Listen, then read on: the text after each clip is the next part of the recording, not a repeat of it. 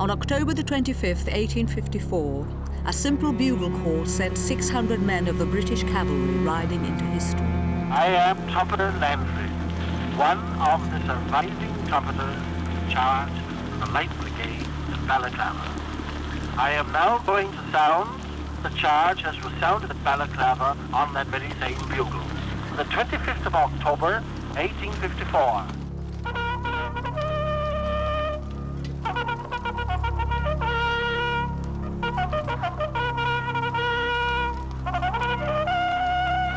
The Light Brigade charged the Russian guns.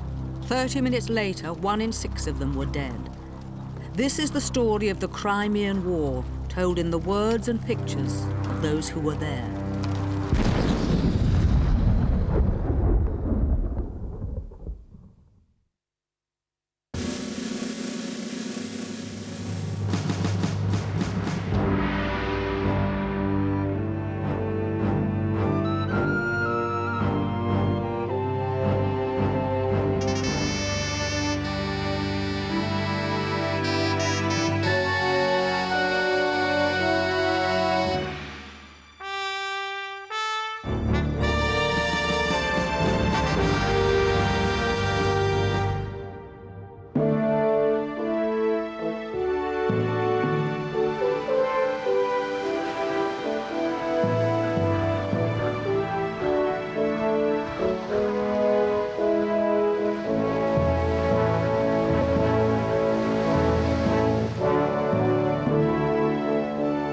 In October 1854, a British fleet was anchored in the narrow bay at Balaclava harbour on Russia's southern shores. Britain, France and Turkey had invaded the Crimea, intent on destroying the Tsar's Black Sea stronghold at Sevastopol. On October the 25th, a Russian army attacked the British camp just outside Balaclava, trying to push them back into the sea. Early that morning, they forced the Turks to abandon their artillery positions defending the town.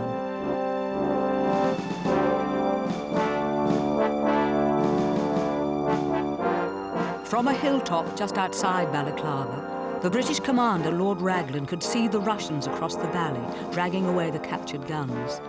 Now, all that could stop them was the cream of the British cavalry, the Light Brigade.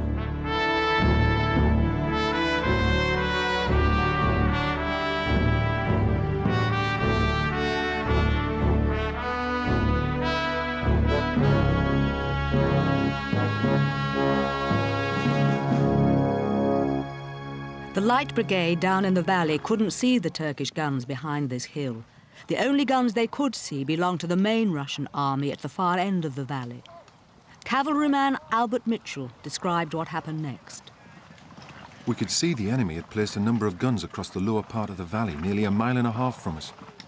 At the same time, a field battery ascended a hill on our left front where it was placed in a position facing us. Things were in this state when Captain Nolan came galloping down and handed a paper to Lord Lucan.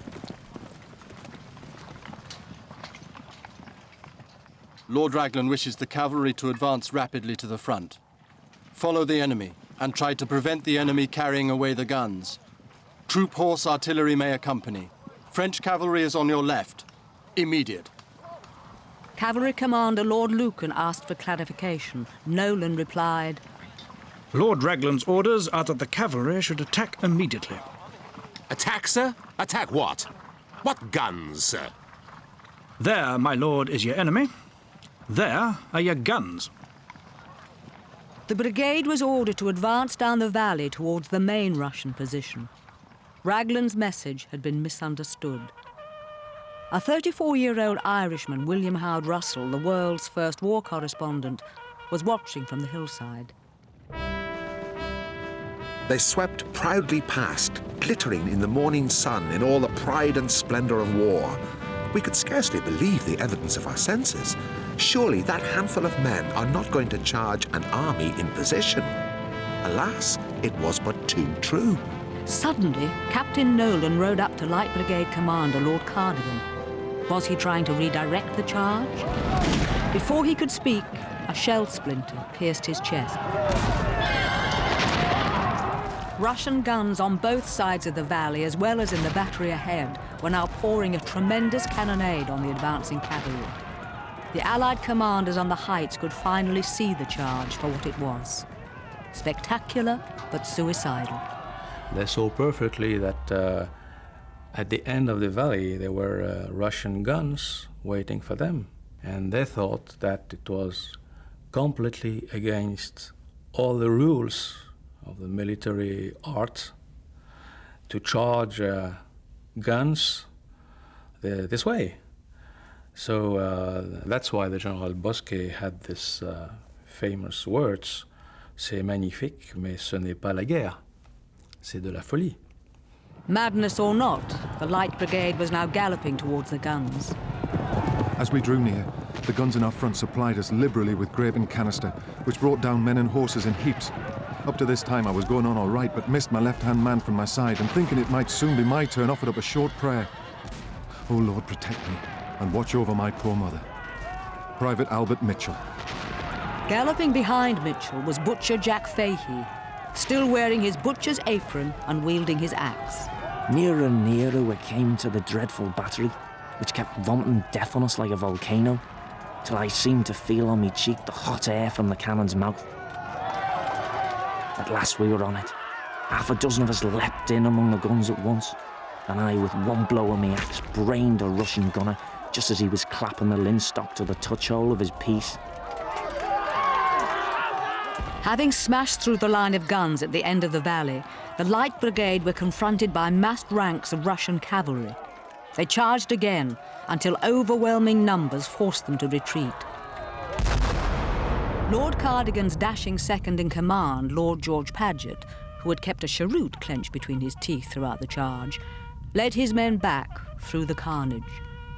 The Light Brigade now had to run the gauntlet of Russian cannons again, but relief was at hand. A French cavalry regiment, the Chasseurs d'Afrique, had been waiting for an opportunity to help the retreating Light Brigade. They charged the Russian battery on the hillside, forcing the gunners to withdraw. The brigade struggled back down the valley.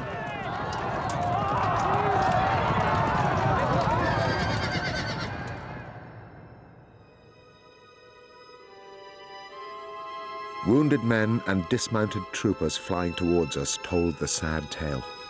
Demigods could not have done what we had failed to do. At 35 minutes past 11, not a British soldier, except the dead and dying, was left in front of these bloody Muscovite guns. William Howard Russell.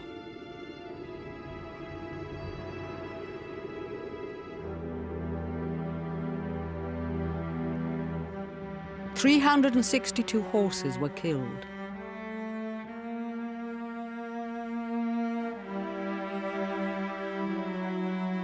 Of some 630 men who charged, 110 were killed in action.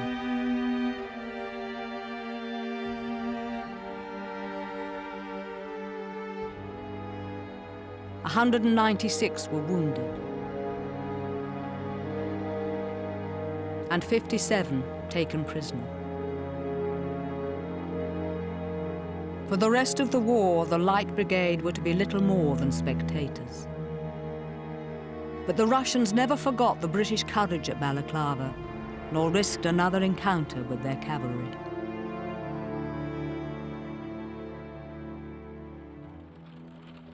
Reports of the battle sent home concentrated on the valor of the Light Brigade. The stupidity of sending cavalry to charge cannons was forgotten. Poets, painters, and the press all rushed to turn disaster into glory. Within weeks, the poet laureate Alfred Lord Tennyson had immortalized the Light Brigade in verse. Tennyson recorded his poem for posterity in 1890.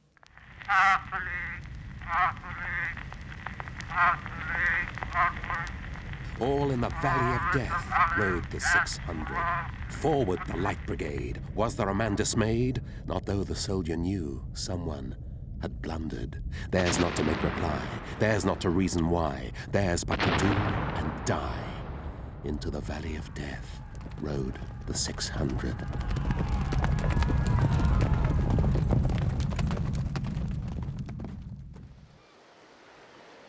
While Tennyson was writing his poem at home, a Scottish painter and illustrator, William Simpson, had arrived in the Crimea. The Battle of Balaclava had taken place before I arrived, but it was necessary for me to give pictures. I could easily make sketches on the ground, but I had to trust to those on the spot for a description of the events. The most important eyewitness Simpson consulted was the Light Brigade commander, Lord Cardigan, but it took several visits to his yacht in Balaclava harbour before the artist's third sketch met with Cardigan's approval.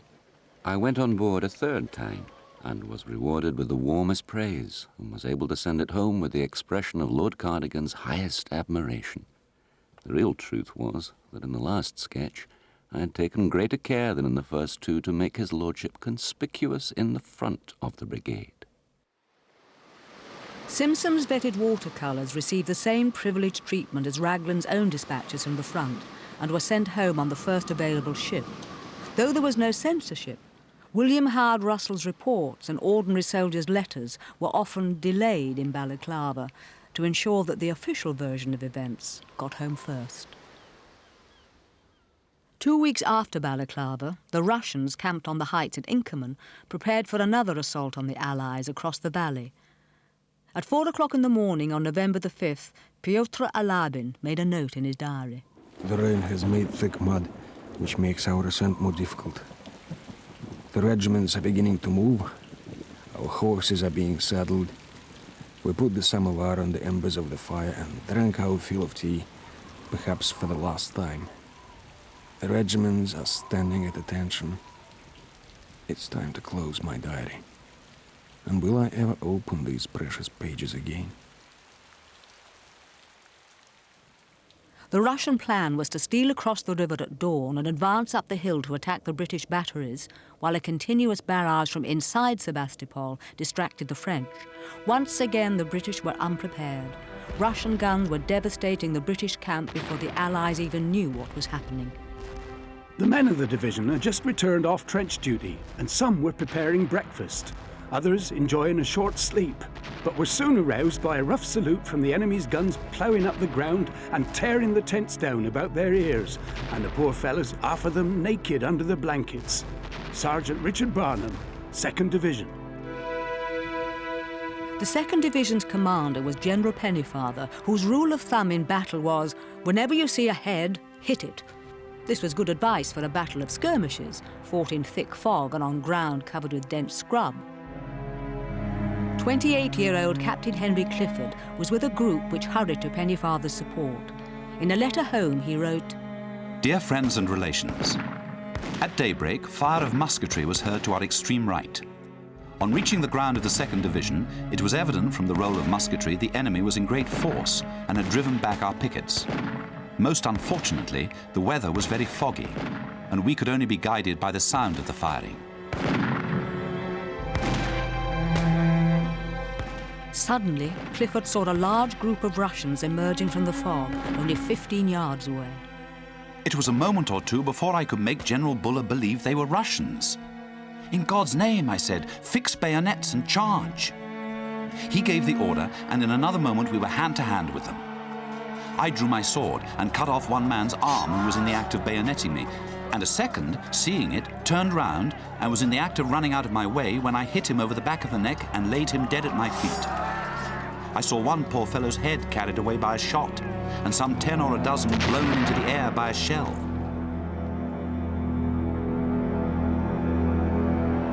Elsewhere on the battlefield, things were going better for the Russians. Under cover of their artillery, Captain Hodosievich and his men swiftly overran the British sandbag battery. Forward with the bayonet, shouted I. I scrambled up the battery and saw by their red coats that we were engaged with the English Guards. They retired about 400 yards and opened a fire of rifles upon us. 20-year-old Sergeant Timothy Gowing of the 7th Fusiliers saw the Russian assault from the sharp end of their bayonets. Our loss was heavy. 3 generals fell and every mounted officer. But our men fought to the bitter end and stood triumphantly on the rocky ridge cheering for victory. The Guards, all must admit, set a glorious example, for if they had to die, they acted upon the old 57th motto, let us die hard.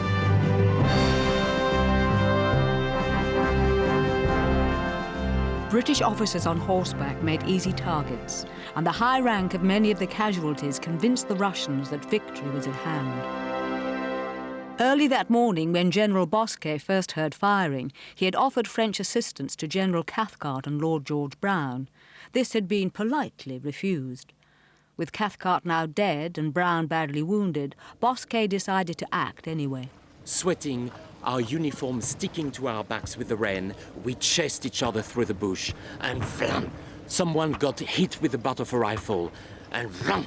Someone got a bayonet in the stomach, and someone got a bullet between the eyes. They just kept coming, and we had to continue the massacre. It was kill or be killed. Sergeant Polzak, Regiment of Zouaves. Finally, the British brought up their own artillery, which together with the French assault proved decisive. The Russians retreated.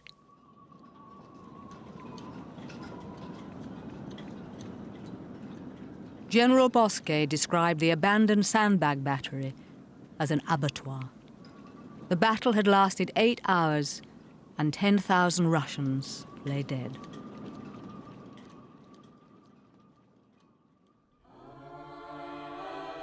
The following day, Captain Clifford, who painted these watercolours, came across one of the Russians he had wounded during the battle. This morning, as I passed the Russians, prisoners and wounded, a man amongst them ran up and called out to me and pointed to his shoulder bound up. It was the poor fellow whose arm I had cut off yesterday. He laughed and said, "Bono Johnny." I took his hand and shook it heartily, and the tears came in my eyes. I had not a shilling in my pocket. Had I had a bag of gold, he should have had it. Our loss has been a sad one, and we are but ill able to stand such victories. Adieu, Henry. The Allies' victory at Inkerman had taken them no nearer Sevastopol, but had inflicted horrendous casualties on both sides, for which the medical staff and facilities were to prove utterly inadequate.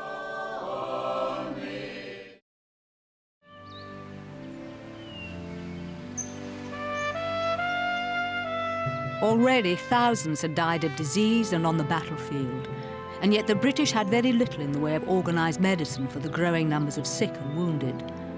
The French army had uniformed vivandières, at least one to each regiment.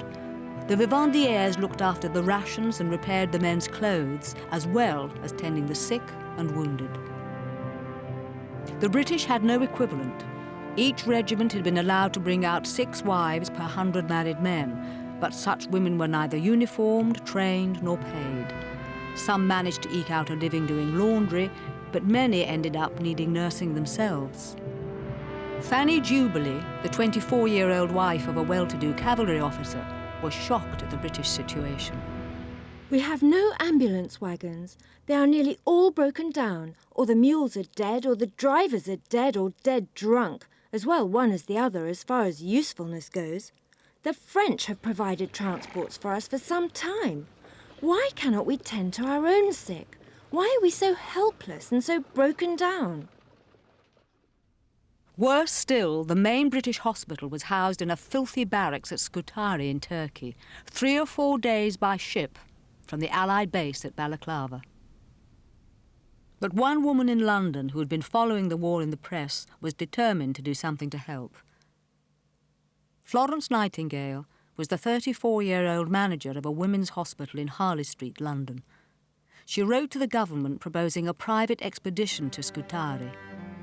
She was quickly appointed superintendent of the female nursing establishment of the military hospitals in Turkey, and 38 nurses were selected to accompany her to the barracks hospital. The British medical authorities had given the hospital a clean bill of health. Nightingale was unconvinced.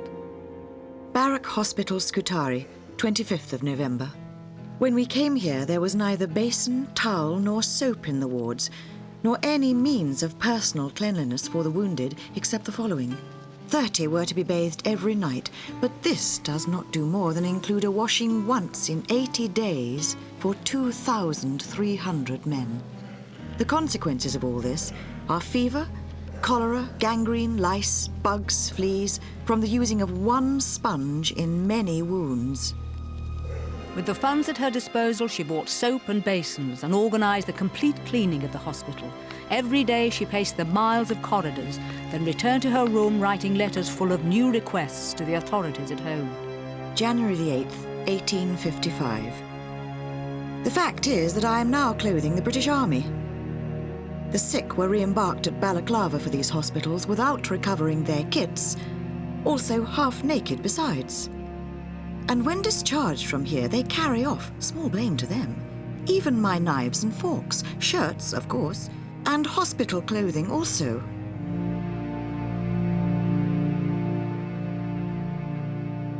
In all our corridors, I think we have not an average of 3 limbs per man. We have 4 miles of beds, and not 18 inches apart.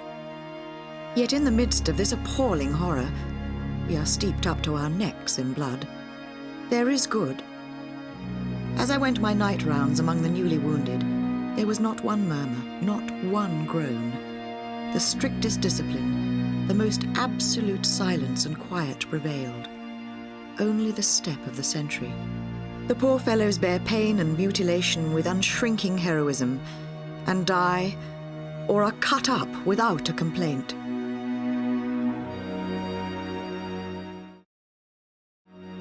The myth of Florence Nightingale is this rather serene woman floating down the corridors at night holding the lamp and gazing tenderly at the wounded, which is very far from the real Florence Nightingale. She did, in fact, walk around the barracks every night in order to see that the soldiers were being well cared for, to see if there were any who wanted to talk, to write letters home.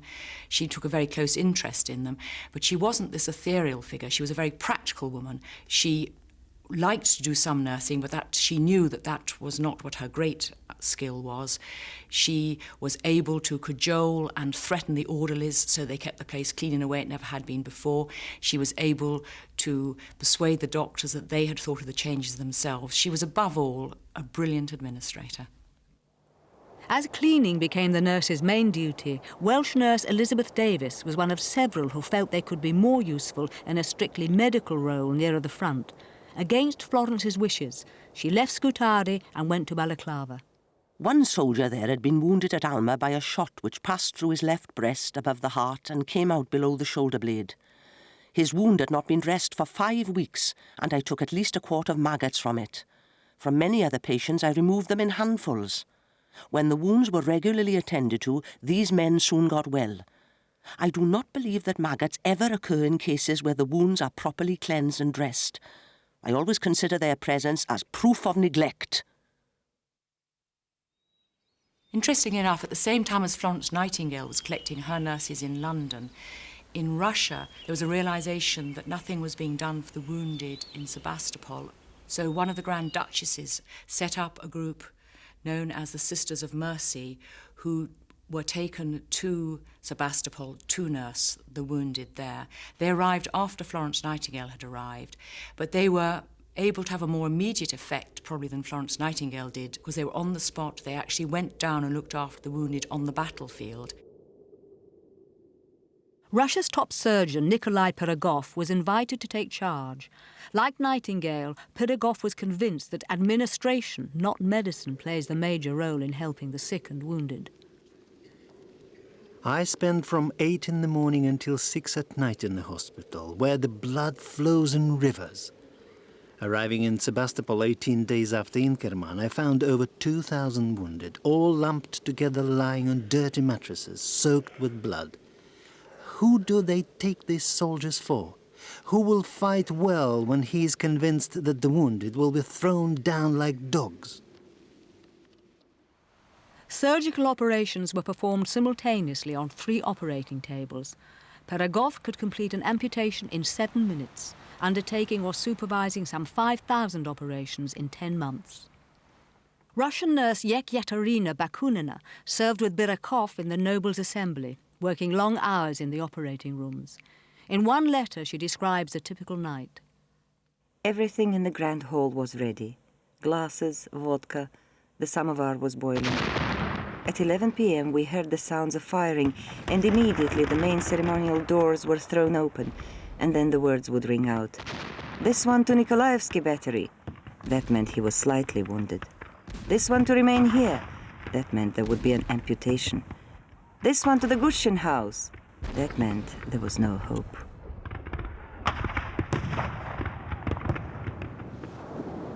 But bullets, bayonets and shells were not the main killers of the war. Having successfully fought off 2 attempts to force them back into the sea, the British felt secure in the natural harbour of Balaclava.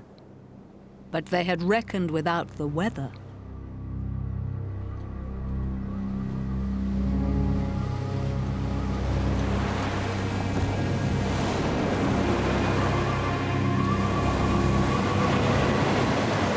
On November the 14th, 1854, Fanny Jubilee was on board ship in Balaclava harbour when a hurricane struck.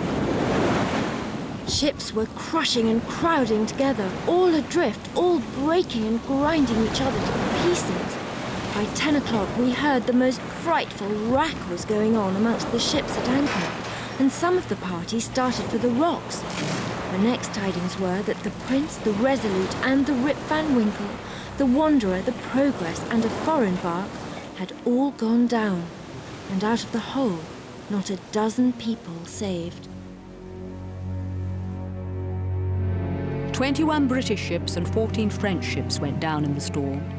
Most of the army's warm clothing and medical supplies were lost, just as winter began.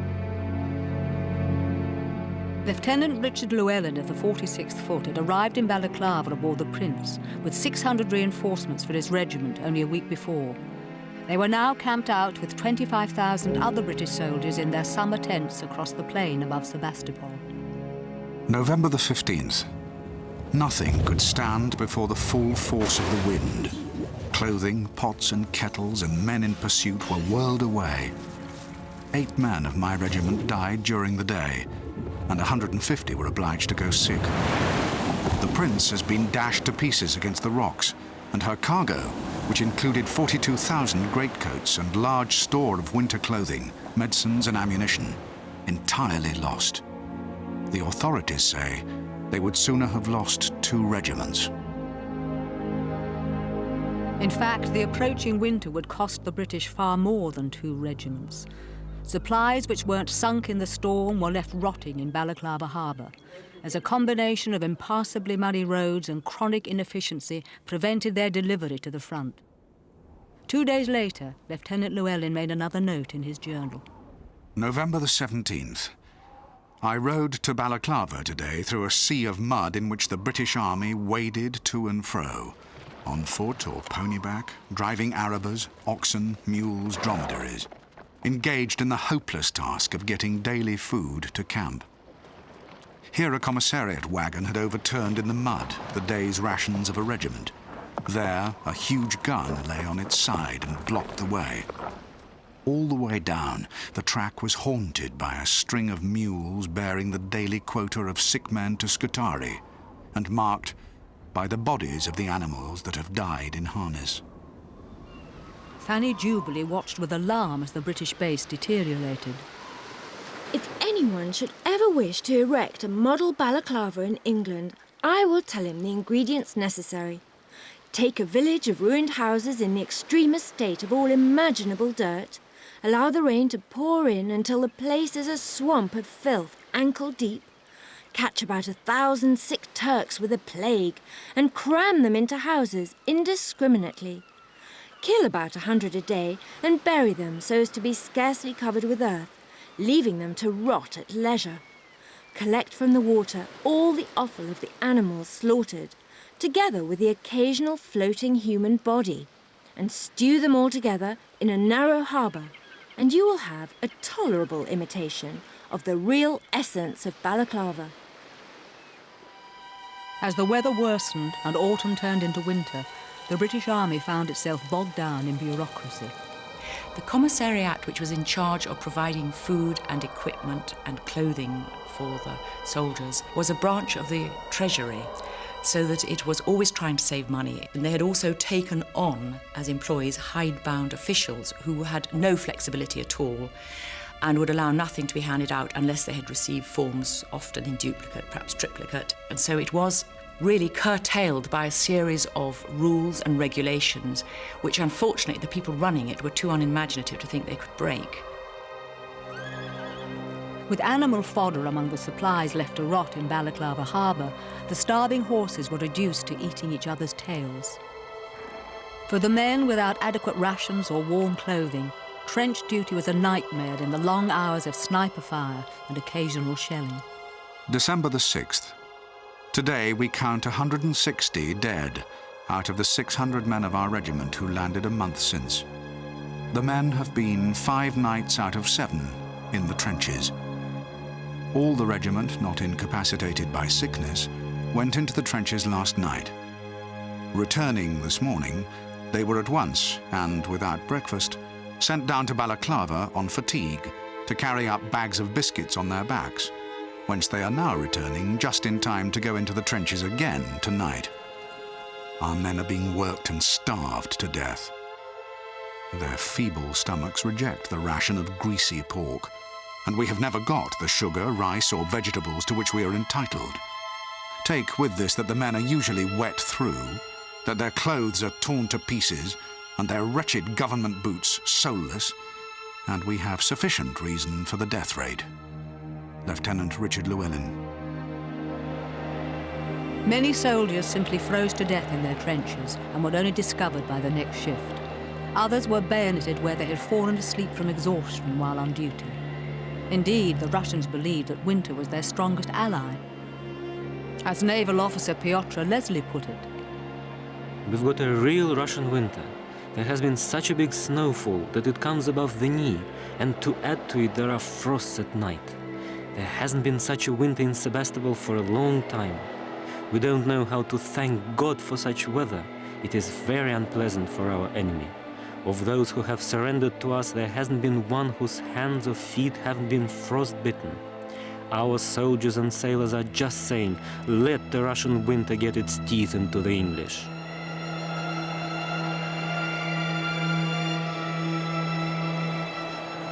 standing knee-deep in ice and snow, often for days at a time, was certainly biting its way into what was left of Llewellyn's 600 men. December the 28th.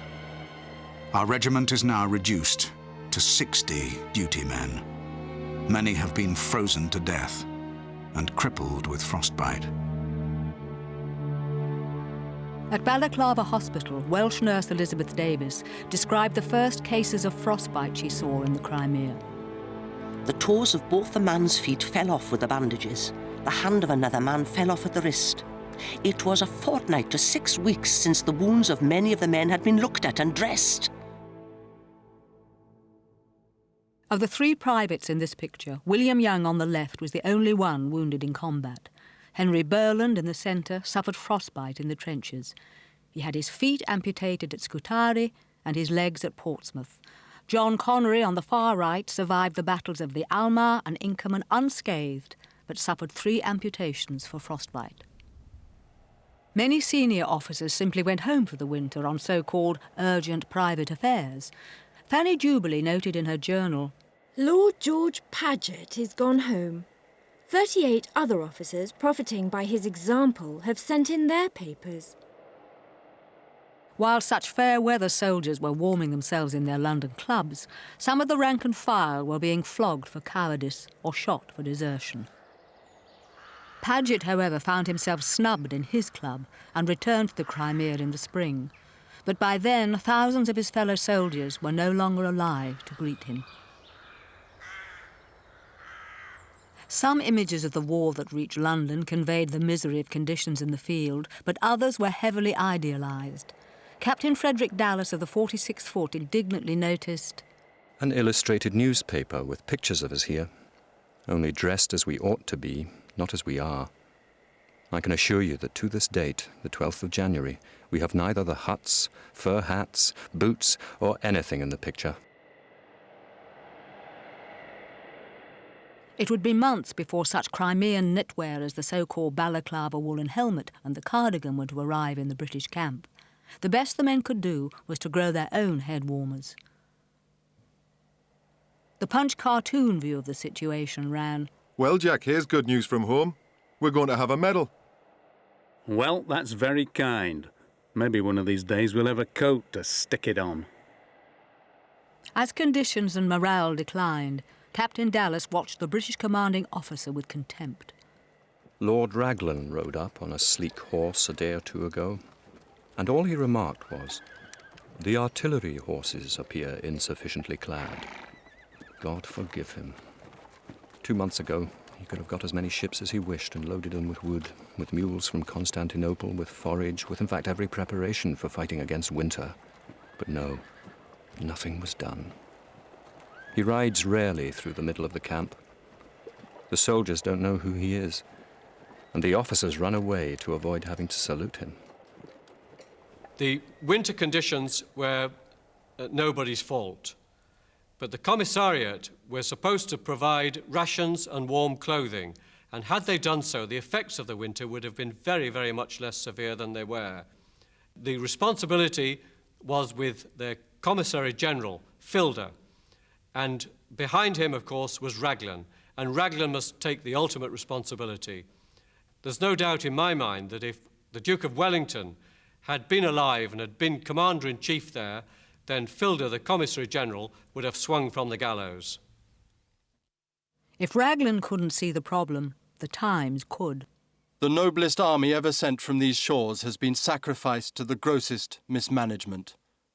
Incompetence, lethargy, aristocratic hauteur, official indifference, favour, routine, perverseness and stupidity reign, revel and riot in the camp before Sevastopol, in the harbour of Balaclava, in the hospitals of Scutari, and how much nearer home we do not venture to say. In London, the failure of aristocratic management in the Crimea was seen as a metaphor for the failure of aristocratic management of government generally, and the Times threw its weight decisively behind a campaign to get rid of the current government. This culminated in January 1855 in a vote of confidence in the House of Commons. The government was so heavily defeated that the result was greeted not with the usual cheers and rattling of papers, but merely nervous laughter. British officers and men were more critical of their commanders in the field, as Colonel Charles Ash Wyndham wrote to his brother. I shall be surprised if I see the generals in authority now in the Crimea handed down to posterity as anything but a comfortable, easy-going, gentleman-like set of do-nothings who are only fit to scribble a dispatch to the Secretary of War. If this weather lasts a fortnight, this army is ruined. Absolutely. Having seen his regiment decimated, Lieutenant Richard Llewellyn himself fell ill, and in March 1855 was shipped home and resigned from the army. Inside the cover of the journal he had kept during the campaign, he scribbled one final note. The destruction of my regiment, which was effected during the months of November, December, January and February, was not owing to any shortcoming on the part of the regiment. It was a case of murder.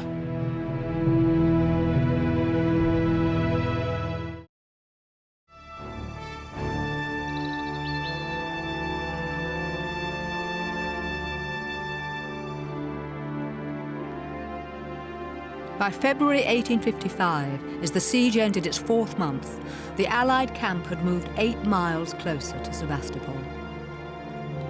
The distance from Balaclava simply exacerbated the problem of supplying a camp of 80,000 French troops and 45,000 British. But as the commissariat failed to meet the needs of this huge army, once again, middle-class professionals back home came up with a solution. Florence Nightingale and her nurses had turned the tide of the medical crisis. Now civilian engineers in Britain offered to build a railway from Balaclava to the front line.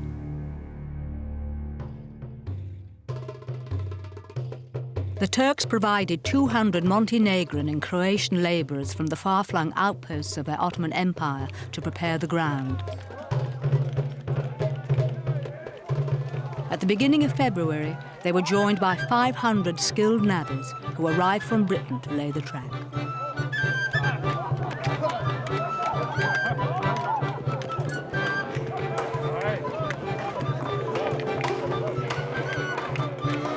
Soon Russell was reporting huge progress.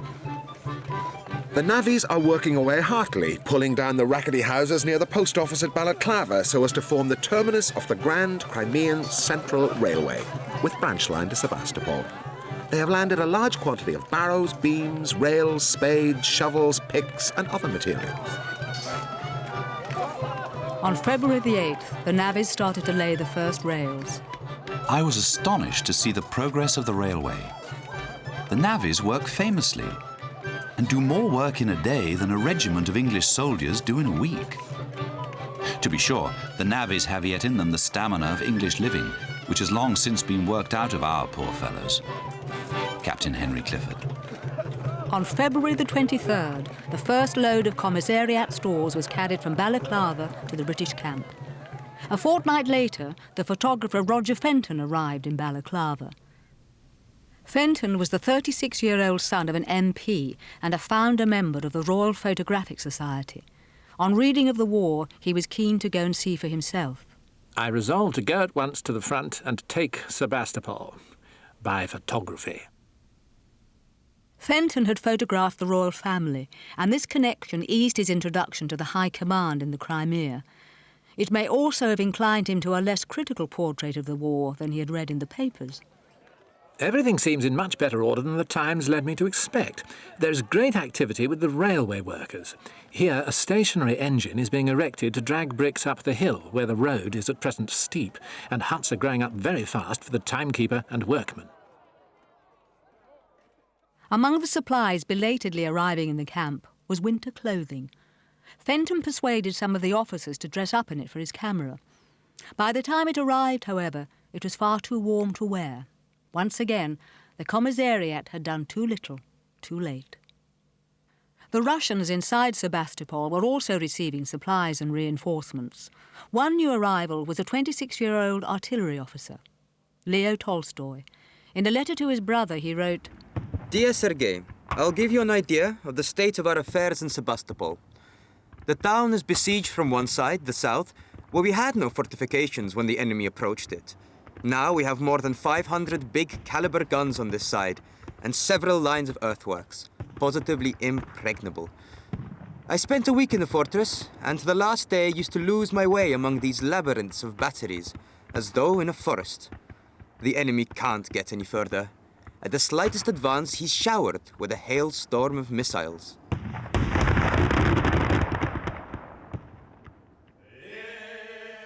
The siege never succeeded in completely cutting off Sevastopol, and a second Russian army hovered nearby, harassing the Allies and keeping supply lines to the city open. Russian sailors, their ships sunk to blockade the Allied navy, helped man the city's defences. Lieutenant Captain Piotr Leslie looked confidently at the enemy outside the city walls. We now have two Sevastopols, and there isn't much difference between them. The other Sevastopol has even outdone the real Sevastopol. If the newspapers are to be believed, a railway has been built there. But from our heights you can't see it yet. And how marvelous it will be when we drive them away, and the railway and wooden huts remain in our hands. Outside the city, Roger Fenton was equally envious of the Russian defences. Up to the present time, the Russians have decidedly the best of it. That is the siege, though whenever they attack, they lose heaps of men. Every morning sees some fresh work commenced or finished by the Russians. Sometimes a new rifle pit is finished in the night. Sometimes two or more are connected together by a trench so as to form a kind of advanced battery. Often between attacks, a burial truce was arranged so that the no-man's land which separated the two front lines could be cleared of the dead and dying. William Howard Russell described one such occasion in the Times. The sight was strange beyond description. French, English and Russian officers were walking about saluting each other courteously as they passed, and occasionally entering into conversation, and a constant interchange of little civilities, such as offering and receiving cigar lights, was going on in each little group.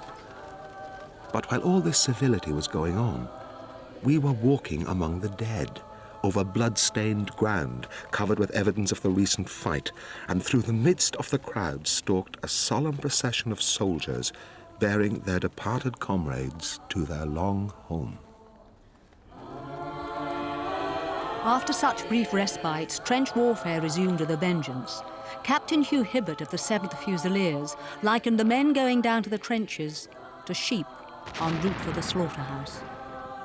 not knowing when it will come to one's own turn to receive an ounce of lead for breakfast, or about 6 pounds of iron in the stomach as a cure for the cholera. Morale among the Allied troops was low. Boredom was setting in, and there was a feeling that anything would be better than this interminable game of cat and mouse. My dear mother, I do not know when we are to get out of this place or take Sevastopol. I'm heartily sick of the trenches, new batteries, new mortars, and I don't know what else, and the Russians as bad, if not worse than ever. There is no honour or glory to be got in the trenches, where you sit and smoke your pipe and maybe get shot by a sharpshooter. I would 10,000 times sooner fight a couple of decent battles in the field than go shave your head with a miss twice a week and no good done by it, for I say Sevastopol never will be taken until invested. And where are the men to do that? Lieutenant William Young, 29th of March, 1855. At least the railway ensured there was no shortage of ammunition. On Easter Monday, April the 9th, the Allies began their second bombardment of the besieged city. General Semyarkin of the Russian infantry wrote to his wife that evening. At 5:05 in the morning, the gentlemen Europeans opened fire along the entire line of Sebastopol's fortifications, and both sides began to ring out with thousands of guns of large caliber. The photographer, Roger Fenton, went out to watch the bombardment. The ground here is covered with cannonballs, and I took care to keep well behind the hill in going down, for I could hear the whir, and thus that the balls were coming up the ravine on each side. The 68-pounders especially almost burst the ears, and the shot from them sounded like an express train that had broken off the line and leapt up into the air. The shot and shell did not disturb me so much as the awful clangour, as if all hell had broken loose and the legions of Lucifer were fighting in the air. I could only see the Russian redoubt indistinctly. The mist was so thick and the smoke hung heavily, but it was easy to see that they were not firing one gun to our 4. It must have been uncomfortable in their quarters. Just 5 days later, Semyarkin wrote another letter. The situation in Sebastopol remains the same, with ceaseless artillery fire from both sides. It is sad on the heart, but Sebastopol still stands. Everything broken or ruined during the day is repaired overnight, despite the firing, so that by morning it is as though nothing has happened. Leo Tolstoy was posted to the 4th Bastion, the most dangerous of Sebastopol's fortifications. Between shifts, he worked on 3 short stories, the Sevastopol Sketches, which were published during the siege. Despite being fiction, they were to earn the young writer a reputation as a war correspondent to rival Russells. April the 14th. I'm living in Sevastopol. Our losses already amount to 5,000, but we're holding out not merely well, but in such a way that our defense must clearly prove to the enemy the impossibility of ever taking Sevastopol. In the evening, wrote 2 pages of Sevastopol sketches. Yesterday, a shell exploded near a boy and girl who were playing horses in the street. They put their arms around each other and fell down together.